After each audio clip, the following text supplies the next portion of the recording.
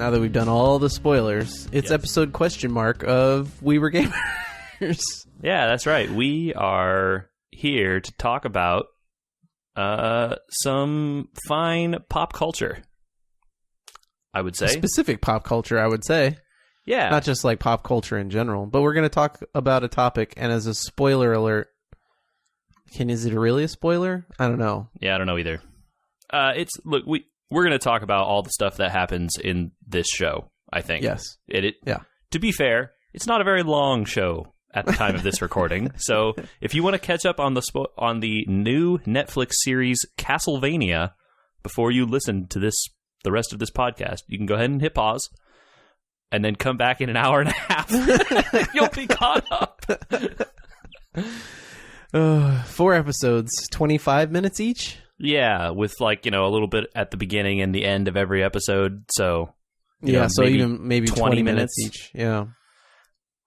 I thought it was remarkably well done. I don't remember what the initial impetus for us to watch this, other than I like Castlevania things.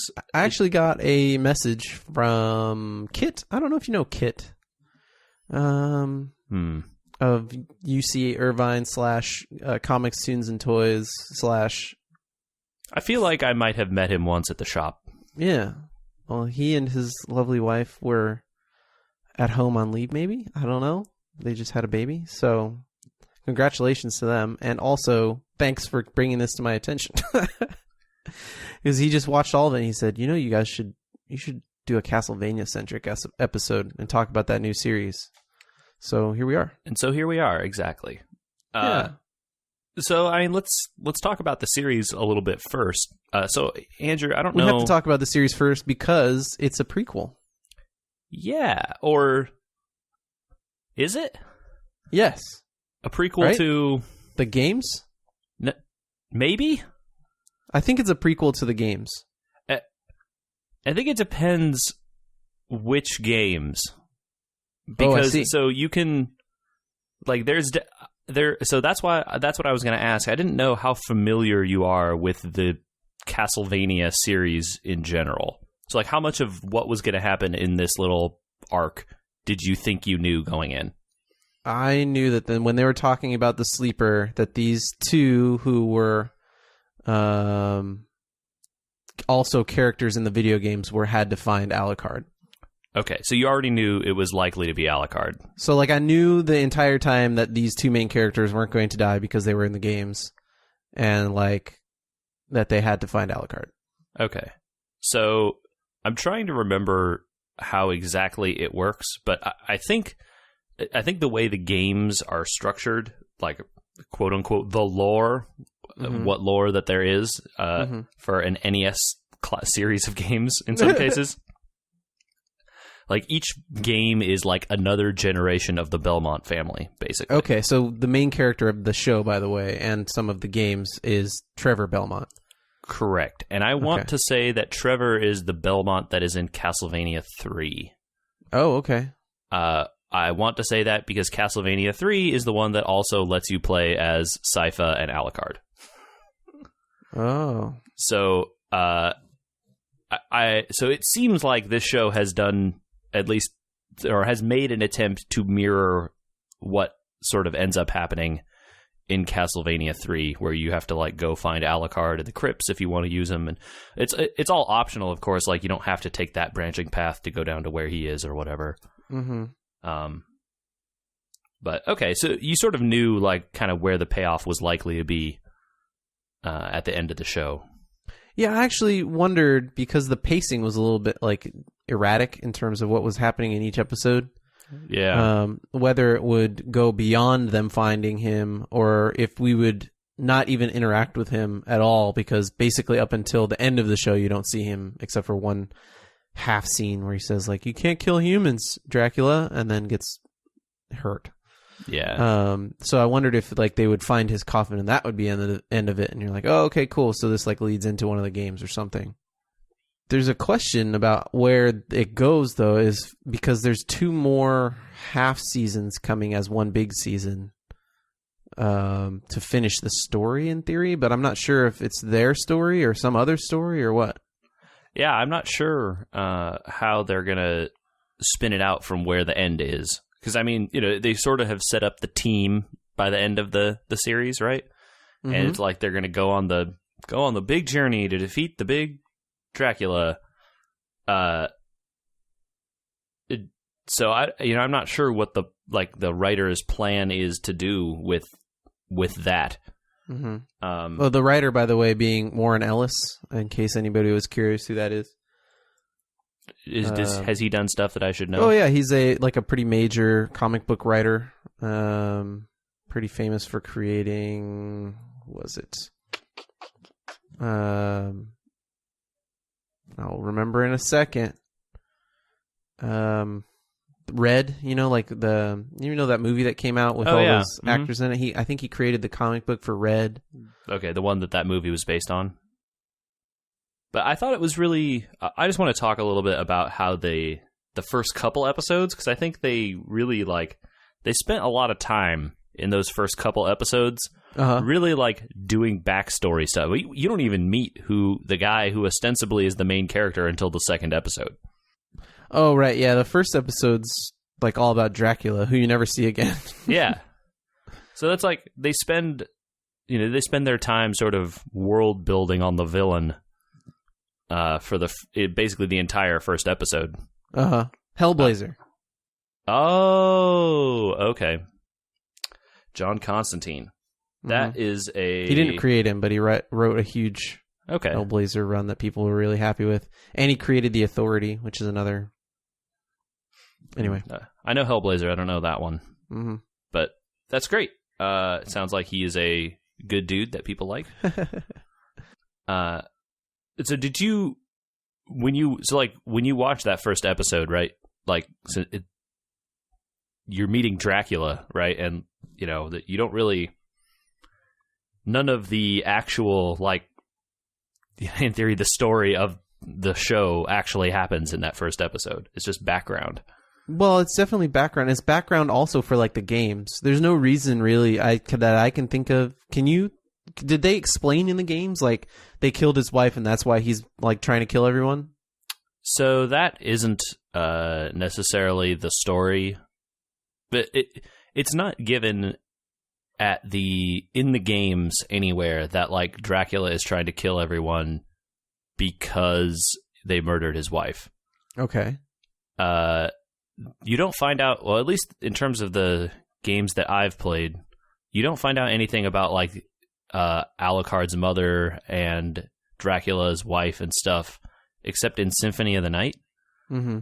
Which is why that one's the biggest, most popular one, right? I don't know if that's the reason why that one is the most popular, but it is part of what happens in that game. It's part of the mystique of that game. Yeah. But there's also Dracula is just evil. The games always portray him as he's just Dracula and he's here to up because he's Dracula. Yeah. He's just evil and here to do evil stuff because that's what Dracula does. He gets summoned by, a dark priest and some evil stuff happens. Mm-hmm. And then now there's Dracula and all you humans gotta obey because Dracula. So the games just sort of present him as he's an evil guy, or even the conceit of the games is every 1,000 years he comes back and has to be defeated again or whatever. Right, he can be reborn or something like that. Yeah, they always say you kill Dracula and he goes away for 100 years or whatever and then comes back. Oh, okay. Bummer. There's not really a coherent narrative here in in Castlevania necessarily. There are small plot lines that carry over from one game to the other, but they're really just kind of separate games with kind of loose threads that kind of go together maybe sometimes. Belmont threads, basically, right? Yeah, so the Belmonts are generally the whip wielding and candelabra whipping guys that are the main characters of a lot of the games in the beginning, and then towards the middle and the later series Castlevania games, once they started coming out on the PlayStation and the handheld series stuff for the DS and the 3DS, those games all tend to star people who use other weapons than just whips, the magic wielding and all that sort of stuff too. Yeah, so starting with Symphony of the Night, Although, actually, no, you're playing as a Belmont in Rondo of Blood, so I don't even know what system that originally came out for. It came out for some weird Japanese system that never came to the U.S. The game that takes place before Symphony of the Night, which is called Rondo of Blood, is the name of like the. You play as I want to say Richter Belmont, and then at the beginning of Symphony of the Night, you replay the end of Rondo of Blood as Richter Belmont, and then you see him defeat Dracula, and then you switch over to playing as Alucard, and now all of a sudden Richter is in the castle, and why? And that's weird. Huh. Yeah, so that's kind of the conceit of Symphony of the Night. But and Alucard uses a sword, not a whip, right? Whereas Belmont has his whip and his holy water and the typical, Castlevania stuff. Mm-hmm. But Alucard has like magic, and he can turn into a bat and, vampire stuff, right? Right, yeah, sure. He can do all the cool stuff. It's amazing to me is like looking at timelines and things. Mm-hmm. Like Castlevania 3 comes before Castlevania 1. Castlevania 2 does come after Castlevania 1, but then like you start getting into naming and there's a lot of weird stuff if you want to believe that there's a like one true Castlevania timeline. It gets a little strange. What'd you think of the show's animation? I thought it was pretty good. Like I don't they took know like that an anime style. Yeah, I don't know that it was like the best animated show I've ever seen. It reminded me a lot of Ninja Scroll. Yeah, like a weird like. It was version kind of that, but it was there was a lot of detail in some of the like the way it was drawn, and then other times it was like weirdly flat. The monsters, the Night Army, always seemed like they just were kind of there. Like they didn't have any texture or design to them. They were just kind of black. Yeah, it's like here is a black shape against a background. Yeah. And they spent like the architecture and the like especially those scenes in the church and stuff. Mm-hmm. Like all the lighting and stuff was like really intense. Mm-hmm. I don't know if that was like post-process or like intended to be animated that way or whatever. I don't know how these effects get done, but like it made the space look really good. And then when you compare the characters with the space, it seemed, kind of not as like the space stood out more to me than the characters did in a lot of cases. Yeah. Did you feel like it was too violent? A lot of people complained, I think, that it was like overly violent for no reason. Oh, I don't know. I didn't like think the violence was bad.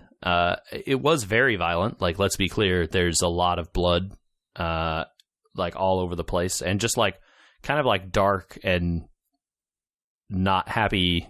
There are definitely little children that get kills, and people are being like ripped in half. Yeah, and like guys in a bar are just getting in a fight for like no reason, and people are just talking about like lynching, and it's not a happy time. Yeah, let's say understatement. Yeah, they're just throwing bodies off a bridge. How did you feel about them introducing that bishop character, like to be some sort of bad guy, and then just murdering him, axing him, like not even saving him to like put in a game later, or saving him to use in a later series or anything? Just like here's the bad guy that caused all this problem. Oh no, he's dead.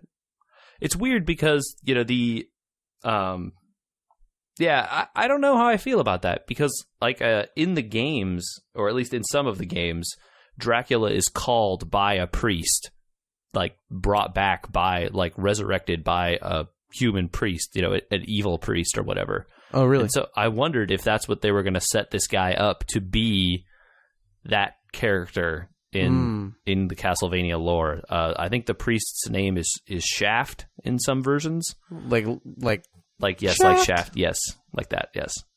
Nice. And so I wondered if they were gonna have this guy be like sort of turn into that guy. That'd have been legit. Go more evil or something. But nope. Seems like they didn't do that. They just wanted you to feel like this guy got his comeuppance, I guess. Now, this show was actually, I think, written about a decade ago. Really? Yeah, Ellis did an interview that I read, and he said that he had this and part 2 and 3. Well, he originally wrote it as a movie, and the movie was supposed to be all 3 parts put together, and then the movie never got picked up, and then Netflix optioned it as a series where they would break it into 2 parts, part 1 and then part 2 and part 3. But it's been written for over a decade. Do you think that kind of shows in here? We really haven't gotten like a ton of Castlevania in the last decade. Yeah. There haven't been, the series is not as popular as it once was, that's for sure. There have been some games that came out on like the 360 era, starring the kind of like, I think the guy's name is Gabriel. God, I forget. But they're like, there's like voice acting in them, and it's not the same thing. It's kind of like it's like a retelling of the series in some ways. Is it just because like like Dracula's back, and so they just kind of recycle the same plot lines with a different character? It's kind of like they're starting over again. Like they kind of are. It's like a reboot in a lot of ways. But like those were like that first game, I think it was called Lords of Shadow, was kind of popular. And they made a sequel to that game that did not, people were not happy with that sequel. And I think there was like a 3DS game also that was not so hot. So yeah, Castlevania has kind of been like a dormant thing for a little bit. There hasn't been like a really popular one. Well, so they took a game that's kind of like got a real cult following in a way because it's people that are older like us. I remember them fondly, but I don't have a full remembrance. Like I remember Trevor Belmont. I remember what's her name, Sypha, I think, or Sypha. I'm not sure how you say it. And obviously Alucard, and I'm like, okay, yeah, I remember these all like being connected and them being in these couple games. But that's about as far as like it was my remembrance, not my. Mm-hmm. It's like it is I think it was a smart use of a setting, right? Where they were like, hey, we have this like, there's this world that exists out there, the creative world of Castlevania, where there's Dracula and like medieval towns and people and these guys with whips and like magic and like vampires. And like, it's a fun place to do some stuff and tell a story. And I think that's kind of a cool way to use this, that world. Yeah. Now the first series here was pretty light on, I mean, they definitely built a visual world. Right. Without a ton of depth to it, actually. Just visually, it's interesting. They introduced 3 characters that are in some games. And that's about the end of it. Yeah, it's a real short kind of. But it's real light too in terms of its like depth. Yeah. Do you see where that means they could go? I'm kind of like at a loss thinking about. Okay, well, there's a second season. It's already been greenlit. The second they put the other one up, what are they gonna do? Like, yeah. It sort of seems like they could just walk to the town where Dracula is and kill him in like 2 episodes, right? Based on the pacing of the first one, it seems like it, yeah. So either they add a ton of depth and then the pacing versus the first season is off if they're going to continue the story, or we get more of a like cursory relationship to the games version of the story. Like, which direction do you think? I guess not do we think they'll go, but would you rather see them just like ignore the games completely and say, okay, well, we're taking these 3 characters and we're going to redo what happens to them that may have happened in the games, but we're going to do our own thing? Or like, okay, well, we will world build around the games that already exist. Yeah, I don't know. It's tough. I think I would be okay with them doing their own thing. Yeah, as we know, sometimes video game stories don't make the best visual mediums, right? Let's all remember very fondly the Super Mario Brothers movie and such other classics like that. So, I wouldn't be against them doing that. The Zelda cartoon comes to mind. Yeah, there you go. Captain N. So, like, let them go off and do their own stuff is fine, or letting them do that is fine. But I think they have been pretty smart about the stuff that they've sort of picked and chosen out of the games to make like a reference to or whatever. In the games, the Belmont character has these little sub weapons, right, where you can throw a little glass of holy water or a knife or an axe or whatever, and like they kind of allude to those things in the show in kind of sly ways, right? Like, oh, the guy he picks up an axe and he throws it at a guy like he would do in the show or in the game, or he has a priest bless a bucket of holy water and he throws it at a demon or whatever. So it's like a fun way to do it without him literally just having a bunch of bottles of holy water and knives and axes and stuff all over his utility belt or whatever. Right. I think they're kind of like thinking of ideas and like picking them out and sort of adding them in where appropriate. And if they just kind of continue along that path, I think they could come up with something that's all right.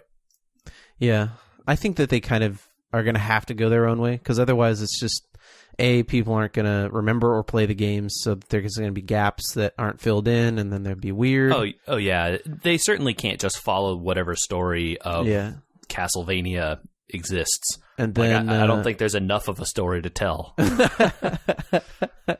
Yeah, we did mention it earlier, but most of the games are pretty light, aren't they? Yeah, I mean, the Symphony of the Night and like some of those other ones which have more story in them, even so, are mainly games about running around and like pressing the button to hit candles and attack monsters.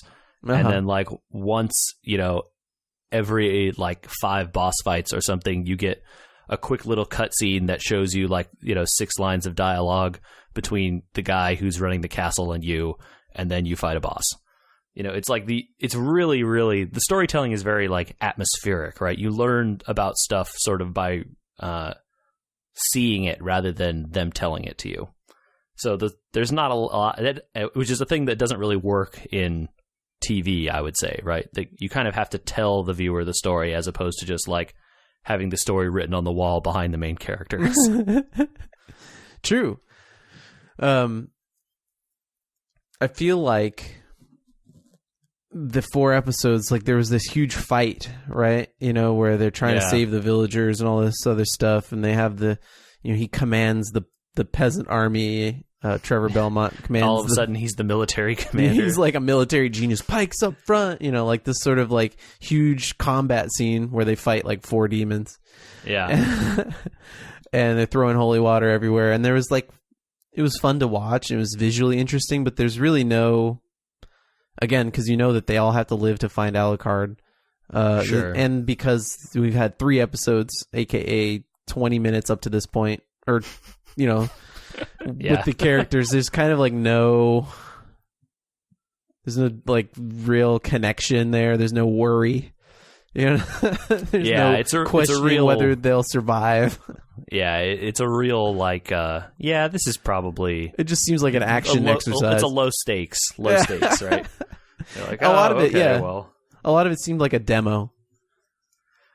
Yeah, almost like all 4 of these episodes were like one really long pilot. Yeah, definitely. I didn't think about that until just now, but like that's actually the like overriding feeling I got from watching it. It was like, oh, this is like a really good first cut of like a demo reel you would send to someone for like, hey, look at my sweet new series. Will you please buy this? If you cut out like 15 minutes, you could just call it a pilot episode, and it would be actually the length of like a HBO episode. Yeah, sure. It would be like a 1-hour thing. Yeah, you're right. Yeah, so definitely could have that whole feeling spread across multiple episodes. Yeah. So yeah, I'm and maybe that's intentional. Like they kind of wanted to leave you going, okay, like I kind of I now like finally got some interest in what's happening in these characters and this story, and then they're just like ready to cut it off right here because now you really want to know more. That was the good cliffhanger to leave you on, I guess. Yeah. But yeah, I don't know. Like I'll definitely watch more of this when it comes out. It is coming, right? They did say they're yeah. Actually, the story that I found, and this was confirmed, I think, by Kit. We both saw that they greenlit the second season. It looks like the day they announced that this first season went up, so they already knew they were going to do it. So they were pretty sure that it was going to be well liked enough for them to finish whatever. Well, you know what's interesting especially about Netflix, and we had a discussion. I don't know if it'll air before this one or not. Probably. About Netflix in the past. They don't have to wait for metrics, really. Yeah, I guess that's true, right? They're not really beholden to viewer numbers because that's not their metric, right? Their metric is like people subscribing to their service, and that number doesn't really change, when one new series comes out, usually. Right? Yeah, that if they can keep the number going up by producing content that they think hits their subscriber base, right? Yeah, right? Like, okay, well, there's that next Castlevania series coming, and there's probably another season of this coming. Okay, I guess I'll keep my subscription. Yeah, and their subscriber base has to be so big at this point that there's a lot of different, kinds of viewers that they have to, provide things for, right? There's people who are really into animated stuff and like those shows. There's people who really like, kid-friendly stuff, right? I'm sure lots of kids watch Netflix a lot. Yeah, and given the style of how this looks, it plays into their at least perceived attempt to become the leader in producing new animation, like anime and other styles of animation, which a lot of people have guessed that they're in the market to do. Because they've had that. What's that other show on there? The Voltron series that they've been running. I think people have liked that generally. I know I've watched one season of that, and I think there might be 3 now. So I'm like impossibly behind on that as well. But they definitely have been adding shows of this variety, the sort of more mature animated stuff, like the stuff that I don't know if you've seen any of those like DC animated movies that they've been producing for a few years now. Yeah, a few of them. I think the quality for me is just so I've watched a couple, and the quality is just so subpar compared to what we got as kids with Batman the Animated Series and Justice League and all that other stuff, where the love of these characters and the time spent creating episodes and processing who these people were is just not there anymore. Right. I just like visual. Like, all the cartoons are just visual. Like, can we make sure that it looks good? Okay, cool. And then well, I mean, in a lot of cases, those story arcs are literally just lifted out of comics, right? The big comic event gets a DC animated movie. Right. It's like, they had the Flashpoint or whatever. Now here's the Flashpoint movie. Watch it again in animated form. Right. After and you read the doesn't 800s, translate. Yeah, it totally doesn't. And having a big event spread across 800 issues and like 16 different characters or whatever, all with their own little arcs. You try to all weave it together in one 90-minute animated feature, and it doesn't quite work, right? Mm-hmm. So but fans of that kind of a movie maybe would be more interested in something like Castlevania than perhaps Voltron. Oh, I don't know. Okay, I see what you're saying. I'm just saying they're trying to provide something for, the feeling of watching Castlevania is not like sort of as happy and I'm trying to think. I don't know. I can't think of a good word for it, but it's kind of a grittier animation style than maybe is present in like superhero stuff. Mm-hmm. I guess just because of all the blood. Yeah, a lot of it. There's a lot of arterial spray and many intestines. Yeah. So I don't. I'm not. I'm not like a. Is it a demographer? Is that the job title? Or if you're trying to like come up with demographics. Uh-huh. Yeah. So like I'm not a demographer. I don't know like who their subscriber base is or whatever. But I mean, we liked it, so there must be more people that like it, right? So, right, sure. You know, someone is getting excited and happy about this. I don't know that it's like me going, oh man, Netflix has Castlevania. Time to buy a Netflix subscription. I don't know about that. No. But that's what I mean is they're trying to, it seems like, maintain a subscriber base by providing things that people are kind of like, oh, okay. Yeah. I think that's like a good way of looking at it. Just like it's definitely something that you might not have thought about and would go like, oh, I would watch this. Right? Right.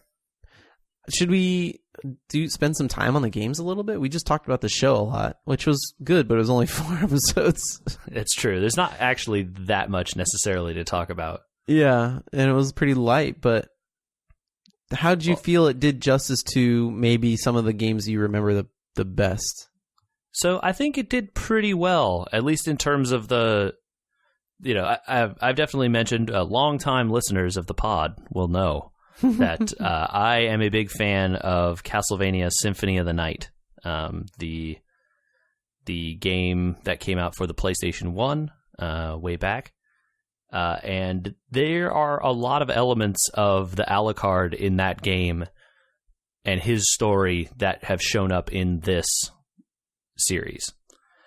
His mother being named Lisa, you know, her being burned at the stake by villagers, her telling Alucard, don't harm them because they don't know what they're doing, basically. Mm-hmm. That whole story arc essentially is, and then him going to take on Dracula because of it. That whole arc is like straight out of that game.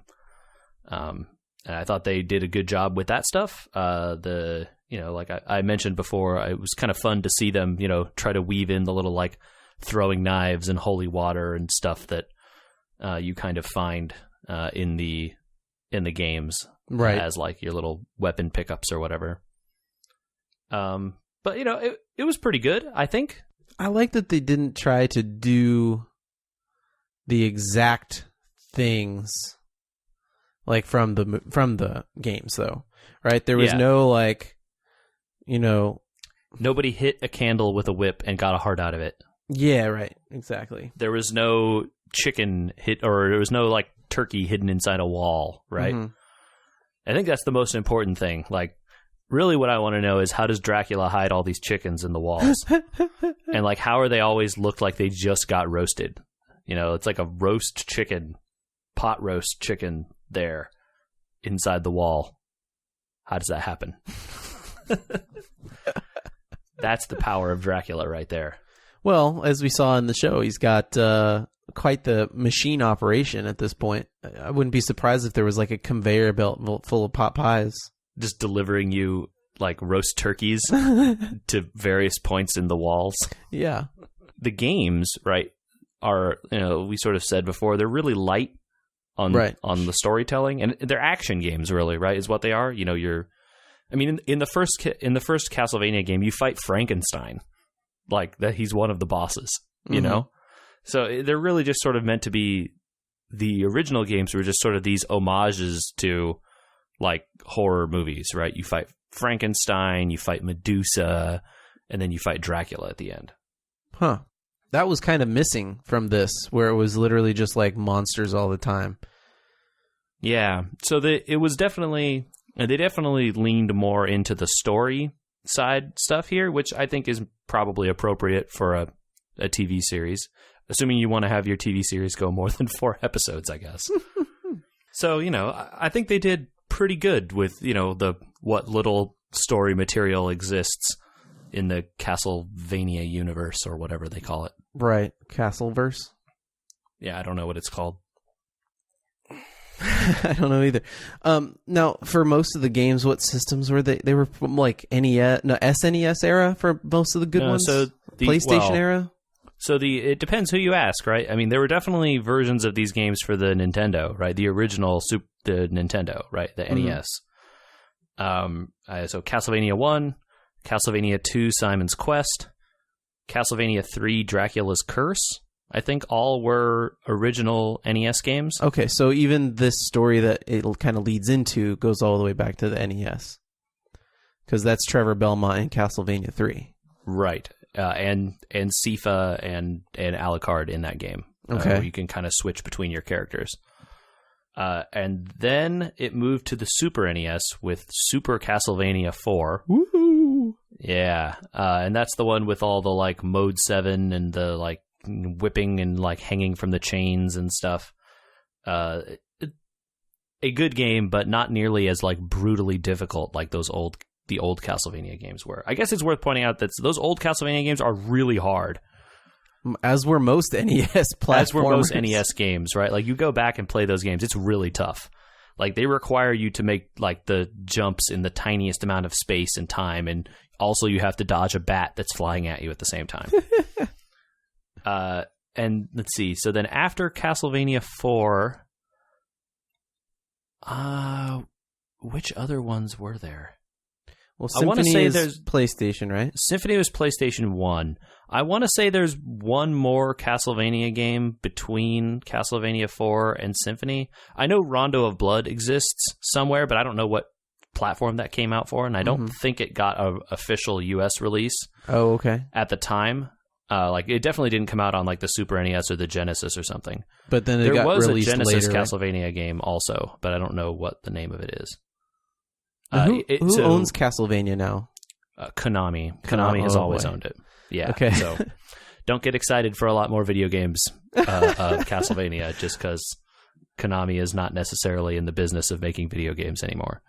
They own the rights to this, which means they sold the rights to Netflix to make the show. I wonder if they're going to be like super involved in like seeing what the show did and then trying to make games around it, or do we think they're just going to write it off and ignore it?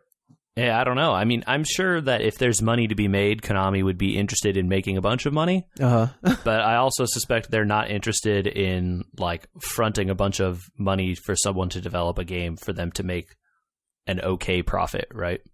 They want the Castlevania pachinko machine. They want the Castlevania mobile game that's like Dungeons or that's like Puzzle and Dragons and makes them $800 million a year or whatever. But they're not interested in Castlevania, the platformer, anymore. Yeah, it doesn't seem like that to me. Bummer. Maybe I'm wrong and they're developing one and haven't announced it yet. That would be cool. I don't know. Oh, well, let's keep it posy. Well, let's hope that this second series comes out and they're like, oh, hey, here's a new Castlevania game. Enjoy. Trevor Belmont's back. Yeah, that would be cool. I don't know. I think the idea of this Castlevania story that they're telling made into a game might be cool. Yeah, well, we'll see where they go. We got a response. I wouldn't call it an email, but we got a response. Okay. That I have to laugh about. I'm going to type you a word. That word is automaton. That word is automata. Automata would be the plural of automaton. So, are you trying to tell me that I'm pronouncing it incorrectly? Oh, we both did for multiple episodes. I would like to say that I have heard the director of the game pronounce it that way. Who is Japanese? Maybe. Yeah. Probably. I'll assume. So in Japan, it would be automata because they don't have a M. M.A. is M.A. Right. And not M.U. Like we can use M.A. here and say M.U. Right. Automaton. Right. So this would be, in English, would be automata. The wonderful feedback we get on our episodes. Thanks, friend of the show, grammar corrector. I think we should stick with it. We haven't said Bethesda enough recently. Bethesda? Bethesda? Bethesda. All right. My new favorite producers of Skyrim. I just thought I'd mention it. It was funny. No, it's good. It's good. It is funny. You know, it is a good point, though, that the director is Japanese, so he would say automata. Right. And I didn't think that hard about it at the time. So, you know, hey, I appreciate the correction. I'm sure I will forget about it in about 5 seconds and go back to saying it the other way. and sound like an uncultured rube. Well, we did a light touch on Castlevania, so I'm sure there's plenty of corrections people could send in. Where would they want to send those? They could send those to us at our Facebook page, which is facebook.com/WeWereGamers. You could hit us up on Twitter and tell us about how right we are about everything. And that's also We Were Gamers. Follow our Instagram on there to see sweet pics of stuff when we post it. If we post it. I didn't say if. I said when. I know, but I'm in the okay. if category here. Okay. You're just not sure if it's going to happen. I just never remember. Hey, you know what? We also we're doing have a an fantasy email football thing, so maybe we'll do some pictures there. Okay. Yeah, that would be fun. Where's that email? That email is podcast@weweregamers.com. So send your emails there if you want to email. All right. Well, this is the last episode. I don't know if it'll come out before we start talking about it, but this is the last episode without fantasy football on it. Yeah. Get ready for more of that.